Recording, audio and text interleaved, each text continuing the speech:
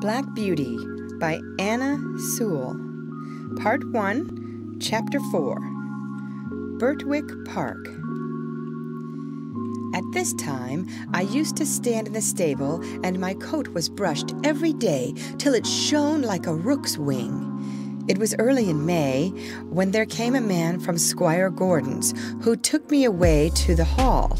My master said, "Goodbye, Darkie, be a good horse, and always do your best."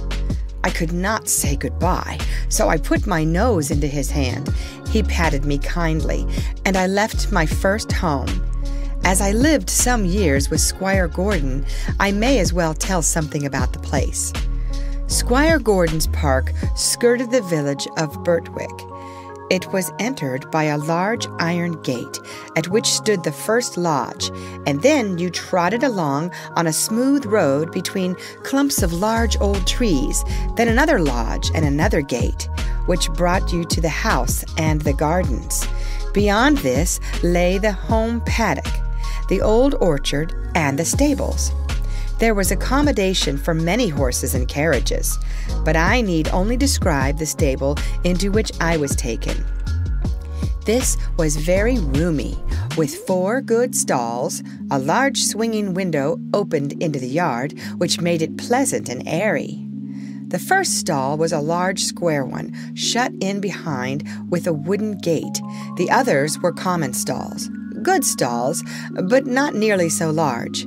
It had a low rack for hay and a low manger for corn.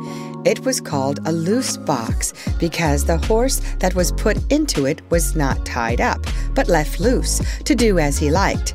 It is a great thing to have a loose box. Into this fine box the groom put me. It was clean, sweet, and airy. I never was in a better box than that, and the sides were not so high but that I could see all that went on through the iron rails that were at the top.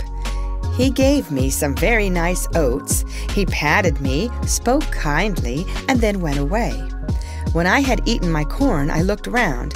In the stall next to mine stood a little fat gray pony with a thick mane and tail, a very pretty head, and a pert little nose. I put my head up to the iron rails at the top of my box and said, "How do you do? What is your name?" He turned round as fast as his halter would allow, held up his head, and said, "My name is Merrylegs. I am very handsome. I carry the young ladies on my back, and sometimes I take our mistress out in the low chair. They think a great deal of me, and so does James. Are you going to live next door to me in the box?" I said, "Yes." "Well then," he said, "I hope you are good-tempered. I do not like anyone next door who bites." Just then a horse's head looked over from the stall beyond. The ears were laid back, and the eye looked rather ill-tempered. This was a tall chestnut mare with a long, handsome neck. She looked across to me and said, "So, it is you who have turned me out of my box. It is a very strange thing for a colt like you to come and turn a lady out of her own home." "I beg your pardon," I said. "I have turned no one out. The man who brought me put me here, and I had nothing to do with it. And as to my being a colt, I am turned 4 years old, and am a grown-up horse. I never had words yet with horse or mare, and it is my wish to live at peace." "Well," she said, "we shall see. Of course, I do not want to have words with a young thing like you." I said no more. In the afternoon, when she went out, Merrylegs told me all about it. "The thing is this," said Merrylegs.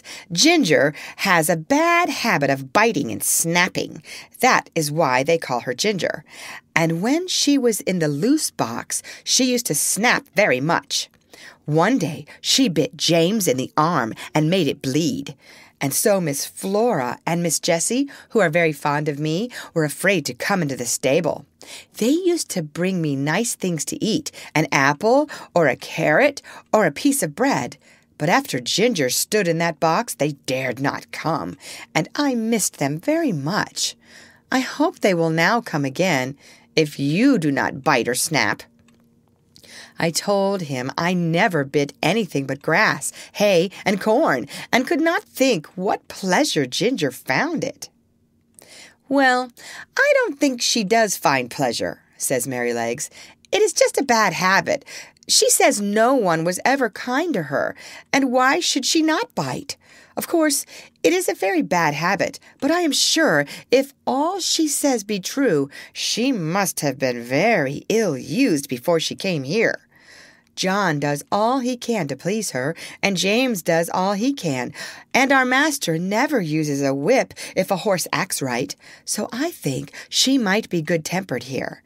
You see," he said, with a wise look, "I am 12 years old. I know a great deal, and I can tell you there is not a better place for a horse all round the country than this. John is the best groom that ever was. He has been here 14 years, and you never saw such a kind boy as James is. So that it is all Ginger's own fault that she did not stay in that box." End of chapter.